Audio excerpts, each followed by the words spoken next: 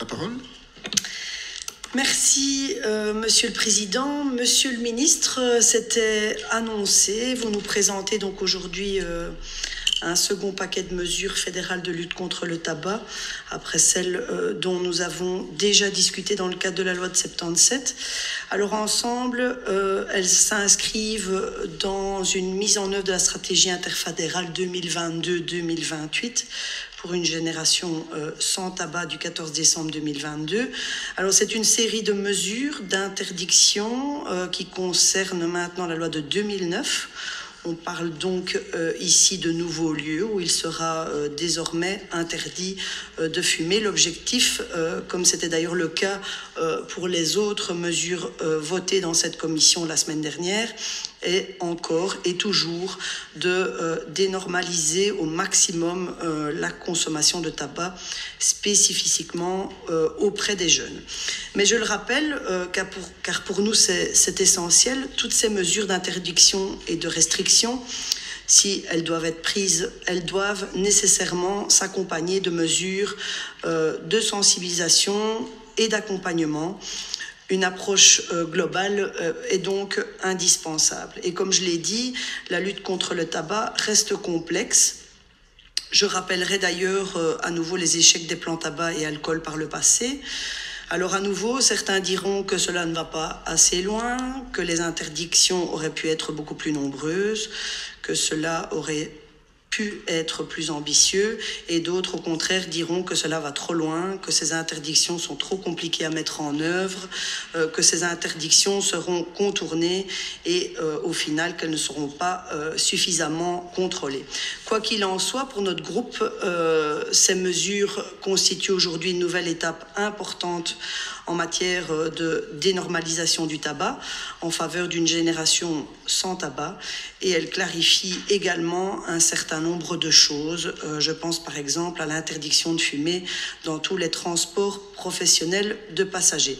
Alors bien évidemment, encore quelques petites questions. Je voudrais avant tout vous interroger sur les concertations qui ont été menées avec les secteurs visés par les nouvelles interdictions, notamment les établissements de santé, d'accueil et d'enseignement. Qui avez-vous rencontré dans ce cadre? Et pouvez-vous en toute transparence nous dire si des problèmes ont été soulevés concernant ces interdictions et les modalités qui les accompagnent? Alors je vois qu'une période de transition a été prévue, notamment pour les institutions de soins qui ont pour beaucoup déjà fait des investissements afin de mettre en place des zones fumeurs à l'extérieur de leur structure. Il arrive souvent que ces fumoirs se trouvent juste à l'entrée, parfois donc à moins des 10 mètres prévus. Ils auront jusque 2028 pour se mettre en règle. Les fédérations hospitalières vous ont-elles fait part des difficultés dans ce cadre?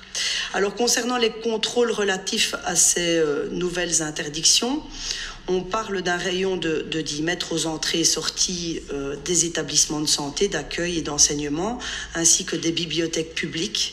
Mais le projet indique que les passants ne sont pas concernés par l'interdiction. Comment dès lors est-il envisagé de contrôler cela? Concernant les terrasses des espaces de restauration rattachés à un terrain de sport ou à un complexe sportif, le projet indique qu'elles suivent la réglementation générale applicable aux terrasses de l'ORECA et qu'elles ne sont donc pas couvertes par l'interdiction de fumer.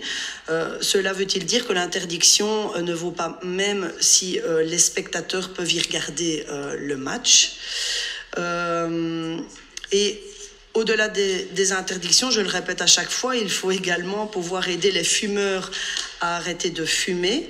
Cela passe notamment par la mise à disposition de thérapies de substitution et d'aide au sevrage. Pourriez-vous à nouveau faire le point sur ce qui est actuellement remboursé et nous dire si d'autres alternatives pourraient recevoir une autorisation de la CRM prochainement? Voilà, je vous remercie pour vos réponses. Merci Madame Léonie.